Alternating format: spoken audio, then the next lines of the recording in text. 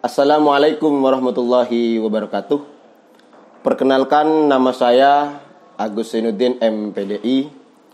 Saya adalah dosen di program studi pendidikan guru madrasah ibtidaiyah Fakultas Tarbiyah Universitas Islam Jember. Keahlian saya di pendidikan guru madrasah ibtidaiyah, sehingga saya dipercaya untuk mengampu mata kuliah psikologi belajar di program studi pendidikan guru madrasah ibtidaiyah Fakultas Tarbiyah Universitas Islam Jember. Mata kuliah psikologi belajar ini terdiri dari 2 SKS yang diberikan di semester gasal.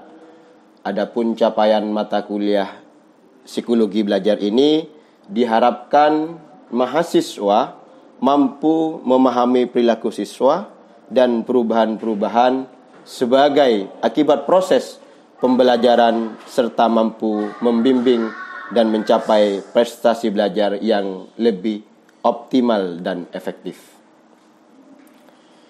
Di dalam mata kuliah ini terdapat beberapa materi yang harus dipelajari dan dipahami oleh mahasiswa. Antara lain, yang pertama adalah konsep atau pengertian psikologi belajar, sifat dan hakikat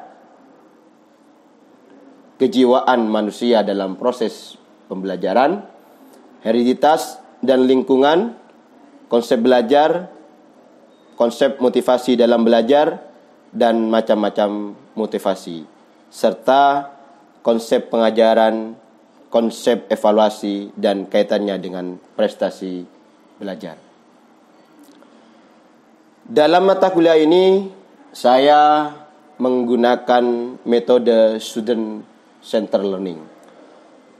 Artinya, harapannya bahwa mahasiswa menjadi pusat dalam proses perkuliahan maupun pembelajaran dalam mata kuliah psikologi belajar ini. Harapannya mahasiswa akan lebih banyak aktif, lebih produktif, lebih terampil, lebih aktif berdiskusi, presentasi makalah, tanya jawab, dan pemberian tugas-tugas mata kuliah. Adapun dalam tahapan pembelajaran ini, minggu pertama yaitu kontrak perkuliahan. Dalam hal ini, dalam kontrak perkuliahan ini terdapat kesepakatan antara saya sebagai dosen dengan mahasiswa, seperti halnya materi-materi yang akan disampaikan atau yang akan dibahas, didiskusikan selama 1 semester ke depan, berkenaan dengan pakaian, berkenaan dengan jam atau pukul, jadwal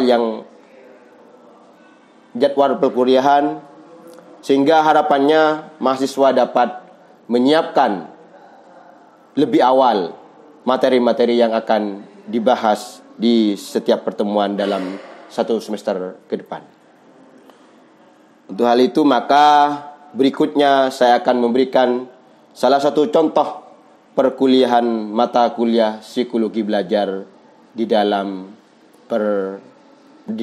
proses perkuliahan. Assalamualaikum warahmatullahi wabarakatuh. Waalaikumsalam warahmatullahi wabarakatuh. Sebelum kita melanjutkan perkuliahan kita mata kuliah psikologi belajar, marilah kita berdoa. Harapannya mudah-mudahan dilancarkan dan diberkahi oleh Allah Subhanahu wa taala. Al-Fatihah. A'udzubillahi minasyaitonir rajim. Bismillahirrahmanirrahim. Alhamdulillahirabbil alamin arrahmanir rahim maliki yaumiddin. Iyyaka na'budu wa iyyaka nasta'in ihdinas siratal mustaqim. Shiratal ladzina an'amta 'alaihim ghairil maghdubi 'alaihim waladdallin.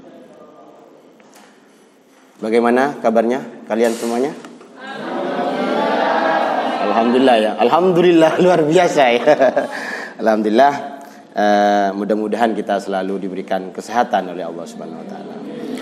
Baik, hari ini kita akan mendiskusikan atau membahas materi yang selanjutnya, materi ke-12, yaitu pengertian motivasi dan macam-macam motivasi dalam belajar.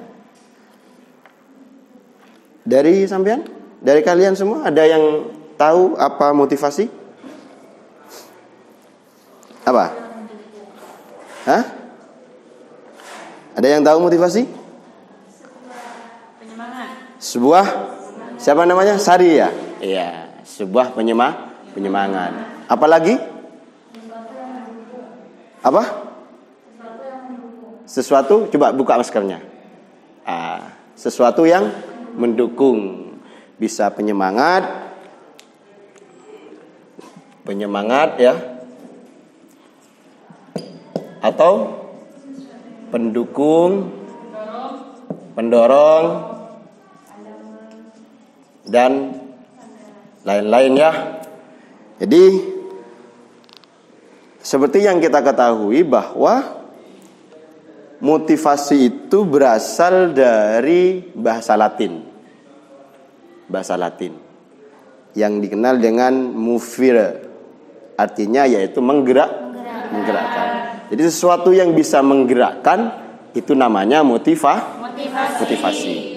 Bisa menggerakkan kita semangat kuliah ya.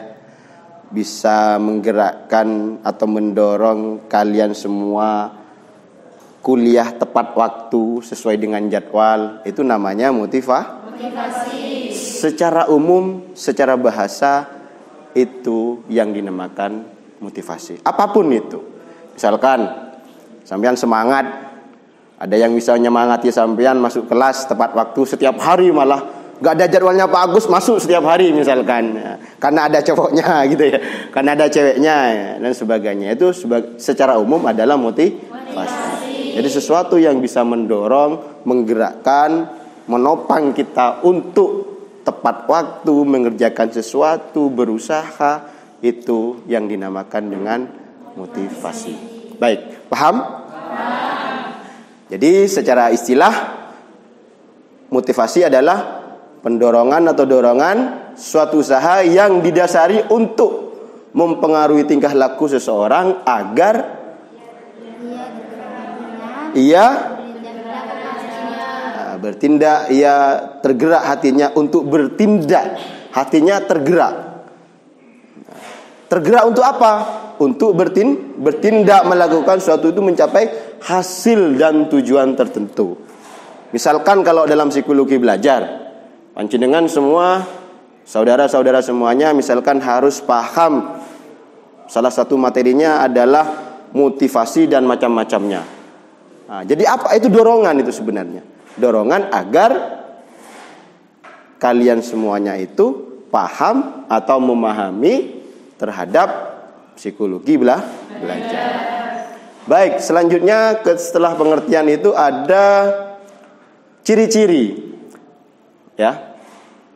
Ciri-ciri atau komponen atau karakteristik yang dalam tanda petik itu akan dinamakan motivasi. Jika satu apa? Bisa menggerakkan. Bisa menggerakkan kita yang awalnya berbuat jelek bisa menggerakkan misalkan berbuat baik. Lah itu motivasi. Jadi harus bisa menggerakkan. Menggerakkan lebih semangat. Yang awalnya berbuat jelek bisa lebih baik, berbuat baik. Yang awalnya sudah berbuat baik bisa berbuat lebih baik. Yang rajin, yang awalnya tidak rajin, tidak pernah masuk misalkan, digerakkan. Ada motivasinya. Jadi karakteristik akan dikatakan motivasi itu apabila bisa menggerakkan. Ini menggerakkan. Menggerakkan yang awalnya tidak rajin menjadi rajin. Yang awalnya rajin menjadi lebih rajin. Itu menggerakkan pertama. Dan yang kedua mengarahkan. Ada yang paham di sini? Yang dimaksud ciri yang kedua, komponen yang kedua dalam motivasi? Yang dimaksud dengan mengarahkan? Apa ini? Mengarahkan tingkah laku. Yang awalnya tidak sopan tingkah lakunya diarahkan menjadi lebih. Motivasinya apa? Misalkan ingin menghargai yang lebih tua, ingin menghormati yang lebih tua, ingin menghargai yang lebih muda. Nah, itu namanya motivasi. Rasa untuk menghargai sehingga dirinya itu melakukan tingkah laku yang lebih terarah. Yang awalnya tidak baik menjadi baik, yang awalnya tidak sopan menjadi sopan, yang awalnya jarang masuk menjadi rajin, yang awalnya tidak ada yang nggak rajin di sini. Ada yang pernah bolos. Yang awalnya tidak jarang masuk karena motivasinya tinggi. Ya, Pak Agus kalau menjelaskan keren gitu ya. Pinter orangnya, ganteng sih. Ya, baru kemudian tergerakkan sampean. Nah, salah satunya penampilan misalkan. Ya, penampilan yang baik itu akan mengarahkan kita akan misalkan lebih baik, lebih sopan, lebih terhormat dan sebagainya. Coba Pak Agus sekarang masuk pakai kaos. Pasti saudara sembilan semuanya itu pasti, kok Pak Agus kurang sopan ya. Nah, diarahkan. Yang ketiga itu adalah menopang atau mendorong. Didorong. Lebih semangat lagi, lebih terarah lagi, lebih digerakkan lagi, lebih rajin lagi. Itu salah. Kalau terdiri dari komponen atau ciri pokok motivasi itu salah satunya saja, itu termasuk motivasi. Apalagi bisa menggerakkan, mengarahkan dan menopang atau mendorong seseorang untuk melakukan kebaikan atau perilaku yang lebih baik dari awalnya. Sampai di sini sebelum macam-macam motivasi ada pertanyaan? Ada? Ada?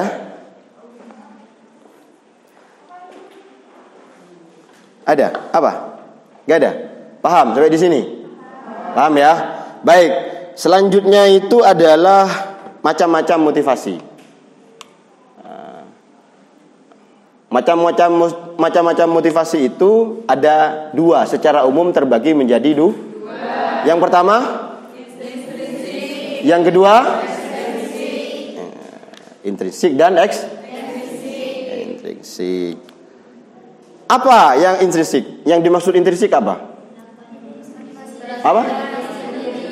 Siapa namanya? Rani. Apa Rani? Motivasi yang dilakukan dari dirinya sendiri.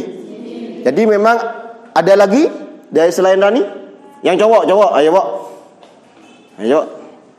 Yang cowok. Apa? Motivasi? Motivasi intrinsik apa? Apa Mas? Mas siapa Mas? Nabil. Perilaku yang muncul karena kesadaran diri sendiri.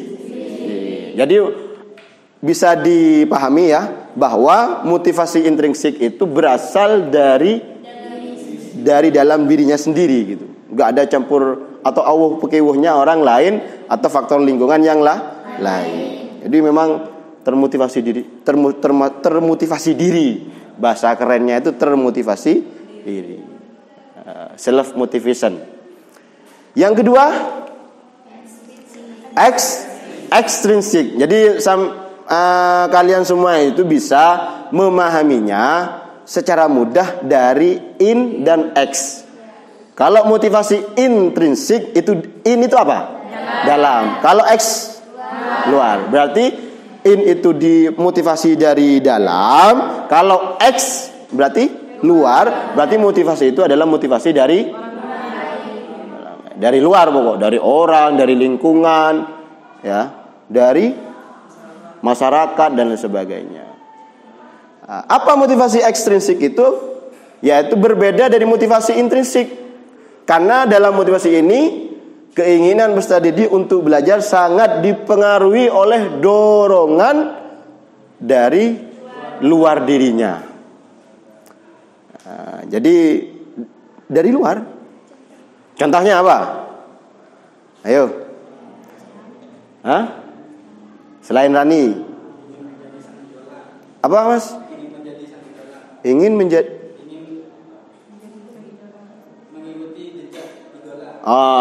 mengikuti jejak idola. Misalkan Mas siapa?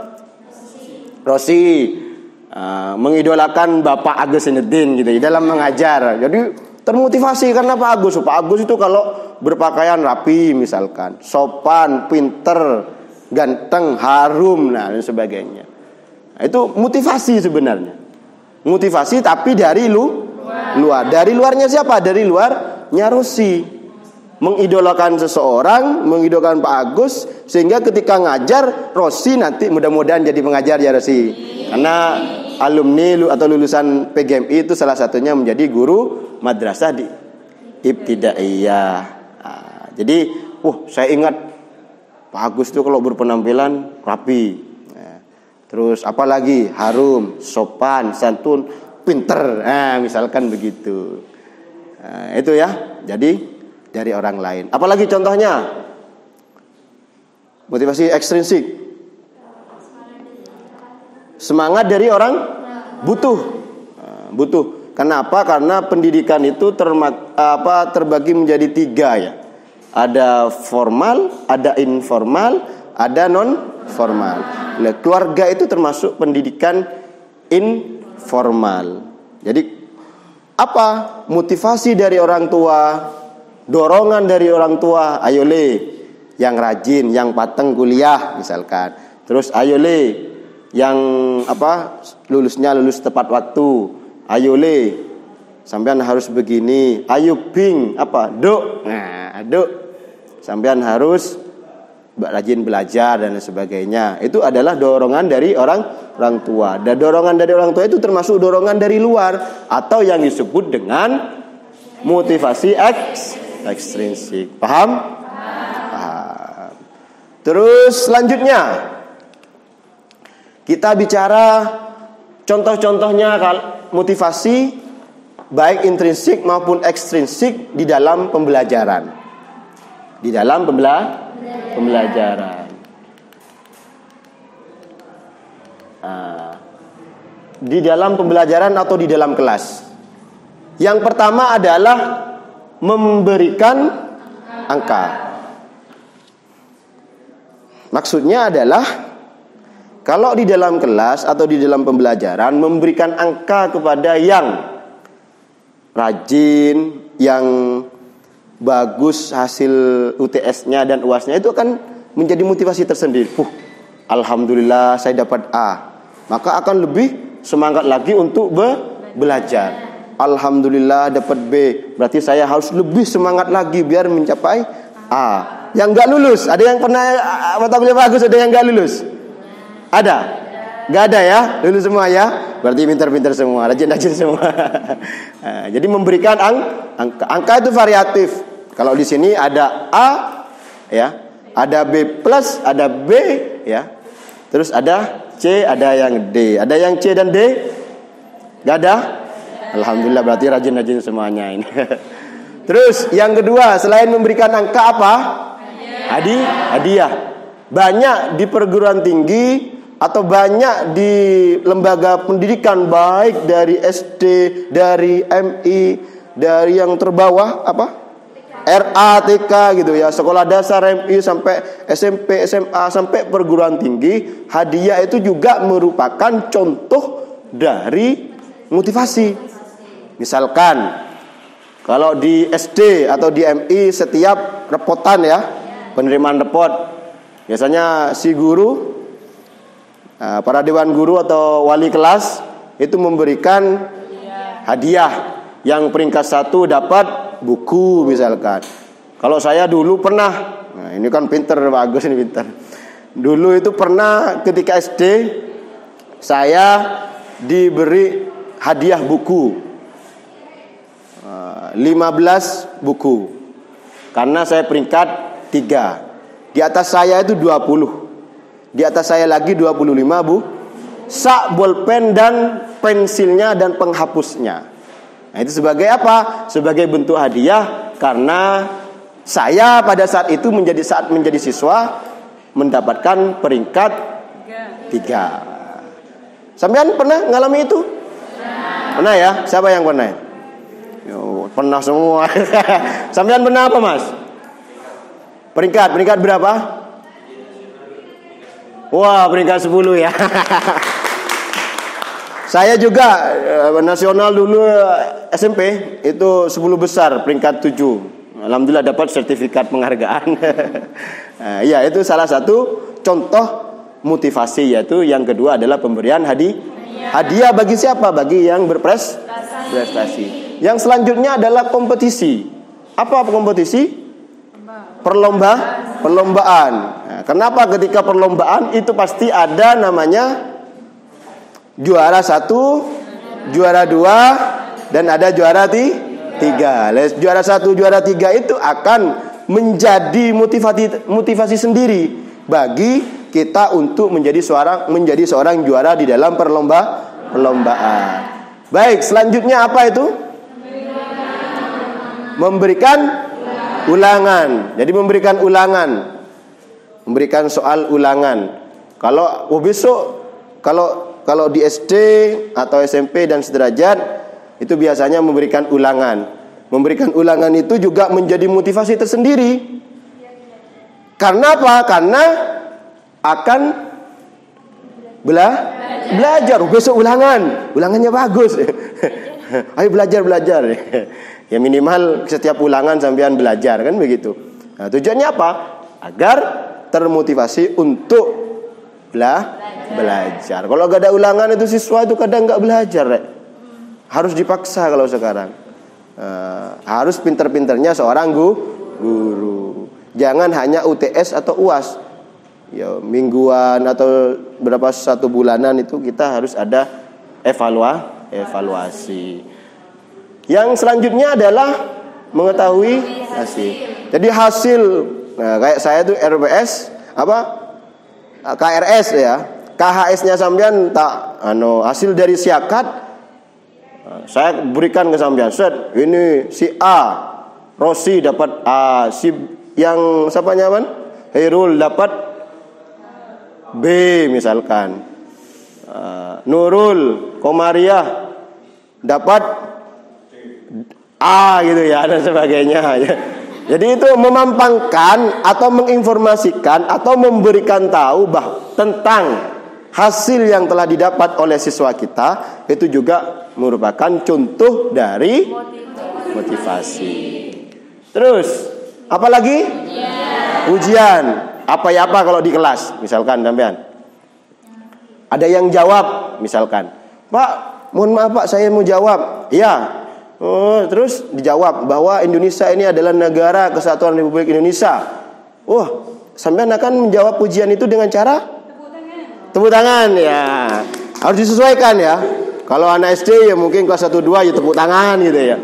Atau yang kelas 5 6 4 5 6 misalkan good, bagus, excellent, pinter, cerdas dan lain sebagainya. Dipuji.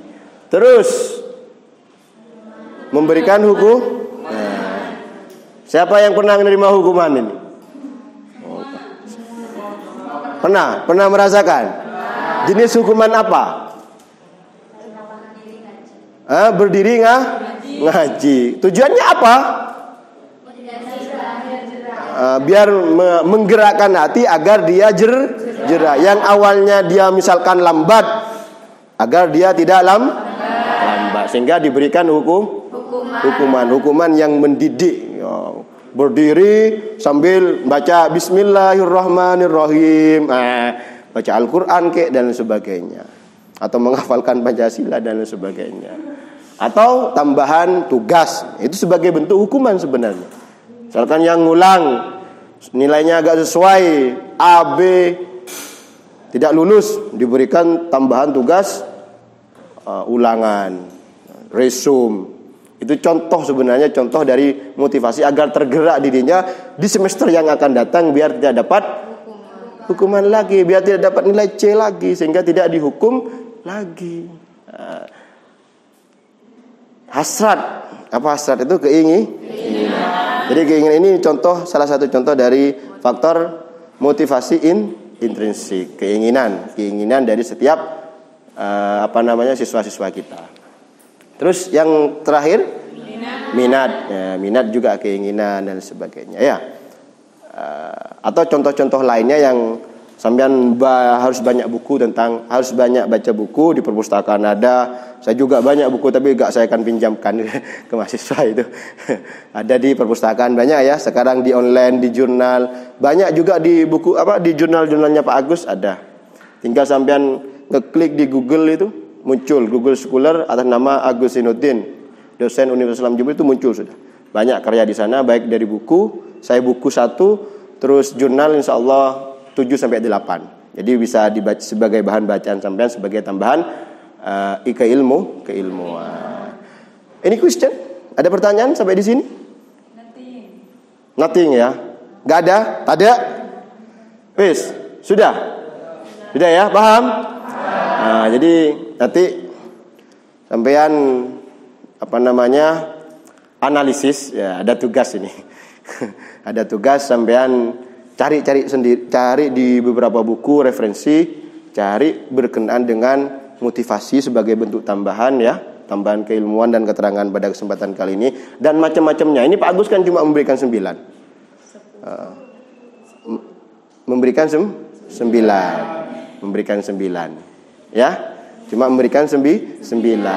Jadi 10-nya, 11, 12 dan 13 dan banyak contoh-contoh motivasi baik intrinsik maupun ekstrinsik yang bisa diterapkan oleh kita sebagai guru di dalam kelas sehingga kemudian perkuliahan atau pembelajaran itu termotivasi dengan baik. Hingga bisa disimpulkan bahwa motivasi itu adalah sesuatu yang bisa menggerakkan kelas atau siswa untuk bisa lebih efektif dan lebih maksimal dalam proses pembelajaran dan macam-macamnya, pemberian angka, apalagi hadiah, pujian dan lain-lain ya. Cari sendiri sampai itu banyak. Nanti kita diskusikan minggu depan sebelum memulai materi yang selanjutnya. Paham ya? Itu mungkin yang bisa saya sampaikan. Kalau tidak ada pertanyaan, saya anggap saya selesai dan saya akan tutup. Kurang dan lebihnya saya mohon maaf. Tetap jaga kesehatan ya.